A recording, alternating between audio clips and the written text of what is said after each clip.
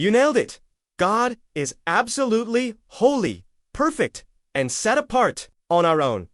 We don't stand a chance of reaching him because, let's be real, none of us are perfect. We mess up, we fall short, and our best efforts just don't cut it. But here's the wild, beautiful truth. God never expected us to fix ourselves or climb up to his level. If we could, Jesus wouldn't have had to come at all. What makes God happy isn't our good deeds, prayers, or trying to be perfect. It's Jesus, his son, who is perfect and complete in every way. Jesus did what we never could. He lived a sinless life, fulfilled every requirement, and then offered himself as the perfect sacrifice. That's why the only way to the Father is through Jesus. His blood, his finished work on the cross. That's our access pass. When you trust in Jesus, God sees you as righteous and holy, not because you earned it, but because Jesus did. So, stop trying to bring your own efforts or self-improvement to God. That's a dead end. Instead, trust in what Jesus has already done. That's the only way to stand blameless before God. It's not about what you do, but about what's already been done for you. That's the gospel. Sinabi ni Jesus sa kanya, "Ako ang daan, ang katotohanan, at ang buhay. Walang sino mang makakarating sa Ama kundi sa pamamagitan ko." Juan 14, talata 6 kay JV. Ang Diyos ay ganap na banal, perpekto at nakahiwalay. Sa sarili lang natin, wala tayong pag-asa na makarating sa Kanya. Dahil maging tapat tayo, wala sa atin ang perpekto. Nagkakamali tayo, nagkukulang tayo, at hindi sapat ang ating pinakamagagandang pagsisikap.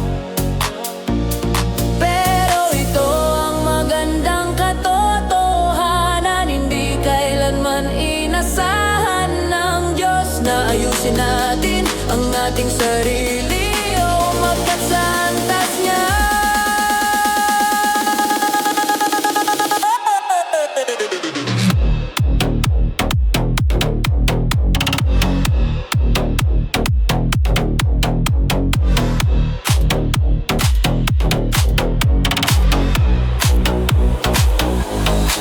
Kung kaya lang natin, hindi na sana kailangang dumating pa si Jesus ang nagpapasaya sa Diyos. Ay hindi lang mabubudingwa, panalangin o pagtatangkang maging perpekto. Si Jesus ang kanyang anak, ang perpekto at kumpleto. Sa lahat ng paraan ginawa ni Jesus ang hindi natin kailanman magagawa. Namuhay siya ng walang kasalanan, tinupad ang araw ang ginahailangan, at pagkatapos ay inihanggang kamagyan ang sarili bilang perpektong sakripisyo.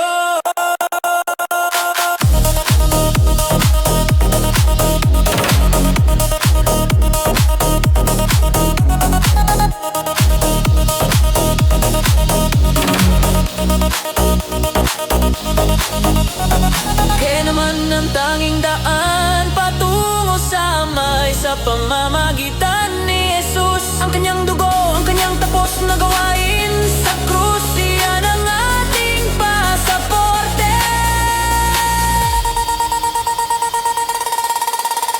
Kapag nagtitiwala ka kay Jesus, nakikita ka ng Diyos na mamatuwid at banal. Hindi dahil pinaghirapan mo ito, kundi dahil ginawa ito noon Jesus. Tigilan mo na ang pagtatangkang dalhin sa Diyos ang sarili mong pagsisikap o pagpapabuti sa sarili. Wala nang pag-asa yan. Sa halip magtiwala sa nagawa na ni Jesus. Iyan lang paraan para manatiling walang kapintasan sa harap ng Diyos. Hindi nito tungkol sa kung ano ang ginagawa mo, kundi kung ano na ang nagawa para sa'yo. Yan ang ebanghelyo.